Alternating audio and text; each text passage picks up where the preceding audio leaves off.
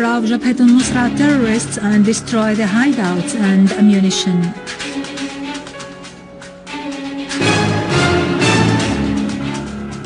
Two Palestinian martyrs fell following confrontations with Israeli occupation authorities in the West Bank, which preceded the funeral of martyr Maysara Abu Hamdiya.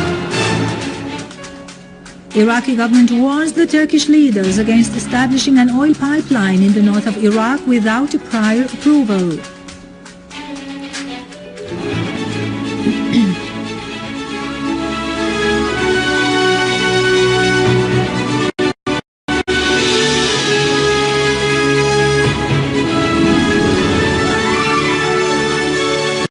The army to advance in Al-Atayba, putting under its control the school's neighborhood after a series of intensive successful operations. In Homs, our army units eliminated terrorist gatherings in Baboud neighborhood and Kisin and Teldo villages in Al-Hule, killing and injuring several terrorists. Other army units targeted terrorist hideouts in Al-Dab'a, Eastern Al-Buwaida, Ebel, Telbisa and Al-Rastan, scoring direct hits among their ranks and inflicting on them heavy losses. Terrorists fired mortar shells at the Armenian neighborhood, wounding several citizens and causing material damage to the place.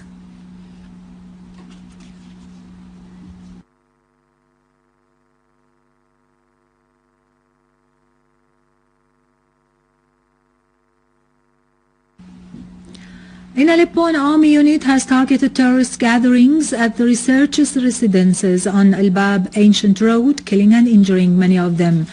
The unit also destroyed a gun and a vehicle which contained weapons and ammunition.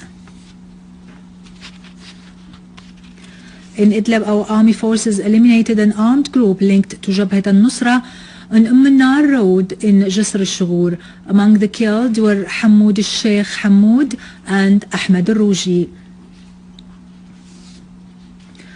The inhabitants of Kernaz in Hama suburbs continue to return to their village after the Syrian Arab army regained full control of it and cleared it of the armed terrorist groups.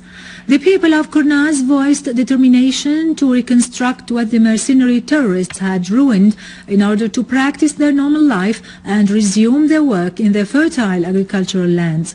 The inhabitants had to stop all agricultural activity after they had been forced to leave the village to protect their children from the crimes of the armed terrorist groups.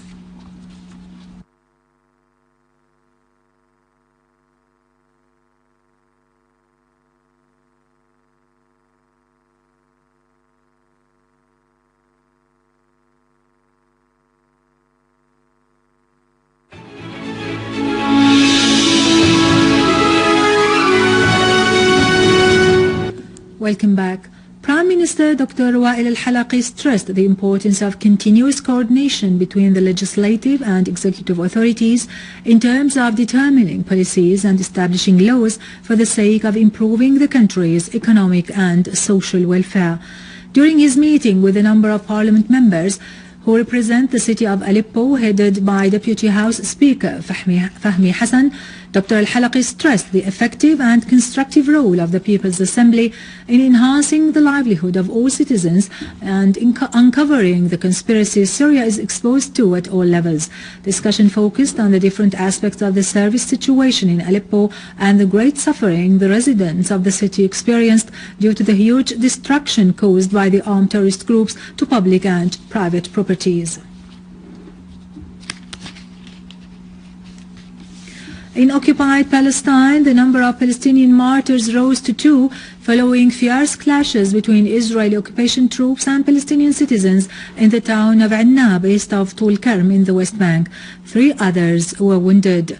Palestinian sources reported that Naji Abdel Karim Balbisi died of wounds he sustained yesterday by Israeli soldiers opened fire at a group of Palestinian youngsters who were organizing a protest against the Israeli oppressive policy against Palestinian prisoners, which caused the martyrdom of prisoner Maysara Abu Hamdiya.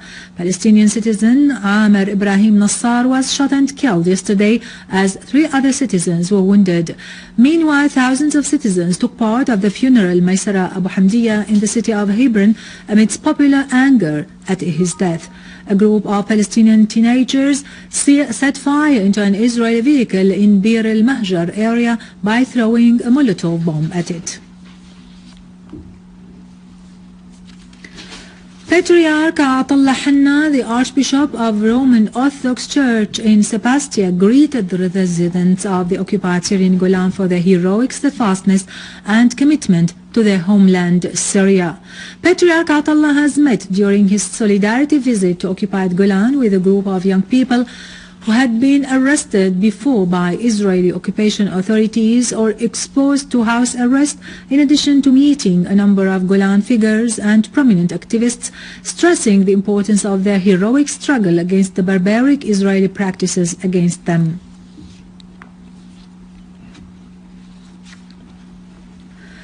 The Iraqi government renewed its warning to the Turkish government regarding the oil pipeline that links the northern Iraqi areas without its prior consent. During a press conference the Iraqi Minister of Oil held yesterday, he announced that Iraq did not approve of this. He pointed out that Iraqi oil export agreements are concluded with Turkey through export process made by the ministry according to the laws enforced. He also noted that the oil production is good and that it is expected to go up.